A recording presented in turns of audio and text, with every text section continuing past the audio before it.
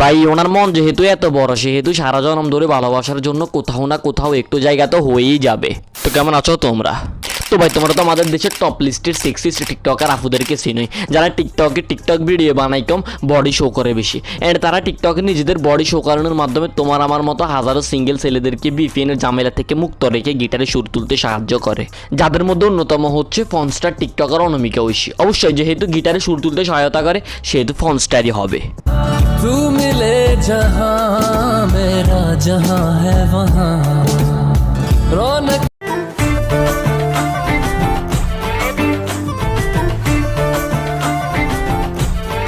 এগুলা হচ্ছে তার আজ থেকে আরো 4 বছর আগেকার ভিডিও, যখন সে ফোন ইন্ডাস্ট্রিতে নতুন আসছিল। আই মিন যখন সে টিকটকে নতুন ভিডিও বানানো শুরু করছিল।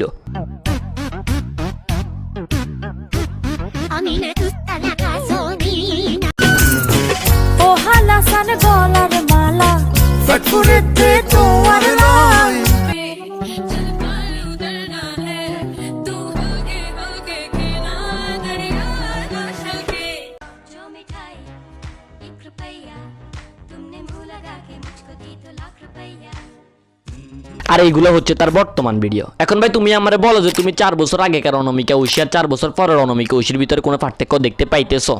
যদি ভাই তোমার উত্তর হয়ে থাকে হ্যাঁ, তাহলে ভাই তুমি আমার এই ভিডিওটা কন্টিনিউ দেখো, একদম শেষ পর্যন্ত দেখো। আর ভাই যদি তোমার উত্তর হয়ে থাকে না, তাহলে ভাই তুই ভিডিওটা এখানে স্কিপ করে ভাই তুই যা, তুই প্লিজ ভাই আমার ভিডিও দেখে খারাপ হইস না, তুই একটা ভালো ভদ্র মানুষ।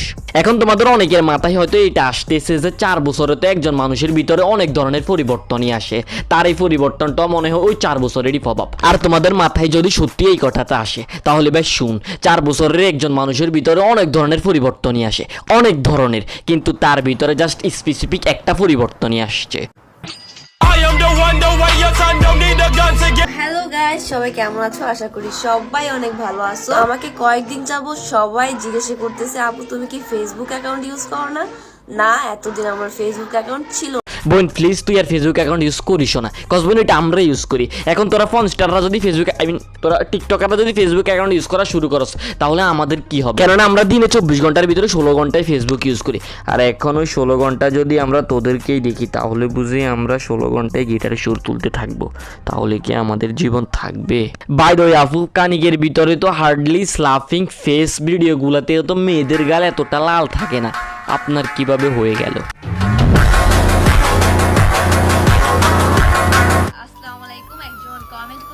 দোয়া রইল আপু আপনাদের ভালোবাসা পূর্ণতা পাক। আলহামদুলিল্লাহ পূর্ণতা পেয়েছি, আমরা বিবাহ করেছি, দুজন একসাথে আছি, ভালো আছি।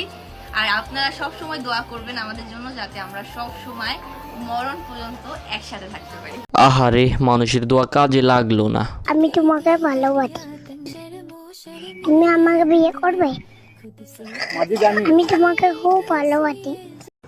ये लो 5 रुपए और मुझे क्यूट बोलो। Oh, that's why many boys think he's a cute girl. আর ভাই তুমিও যদি এই কথা ভেবে থাকো তাহলে ভাই leave the video and leave my channel. মানে ভাই তুমি যদি আমার চ্যানেলে সাবস্ক্রাইবার হয়ে থাকো তাহলে ভাই আমার আনসাবস্ক্রাইব করে দাও।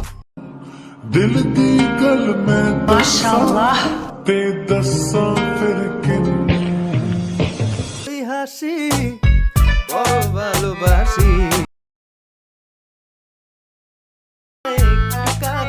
আবার অনেক মাদারচোদ টাইপসের ছেলে তার এইসব ভিডিও দেখে তাকে বিউটিফুল গার্ল বা ট্রেডিশনাল গার্ল ভাবে। ভাই তোরা যে মাদারচোদেরা ওরে beautiful girl, traditional girl and cute girl ভাবস, তোরা ভাই ডাক্তার দেখা, তোদের রুচিতে প্রবলেম আছে। सेहरा सजा के रखना, चेहरा छुपा के रखना, सेहरा। যখন সে গ্রামে ছিল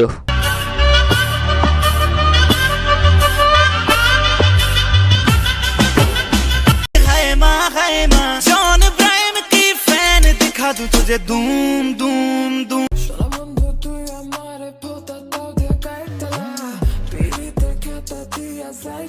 যখন সে গ্রাম থেকে শহরে আসলো, মানে ভাই যখন সে গ্রামে ছিল তখন সে খানকি ছিল, আবার এখন যখন সে গ্রাম থেকে শহরে আসছে এখনো সে খানকি আছে।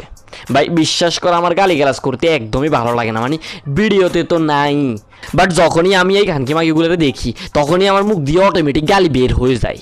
এখন আমার জায়গায় যদি বস রোনালদো থাকতো তাহলে সে নিশ্চয়ই কেজেপি স্টাইলে বলতো যে আই ডোন্ট ফলো গালিগালাজ বাট গালিগালাজ ফলোজ মি।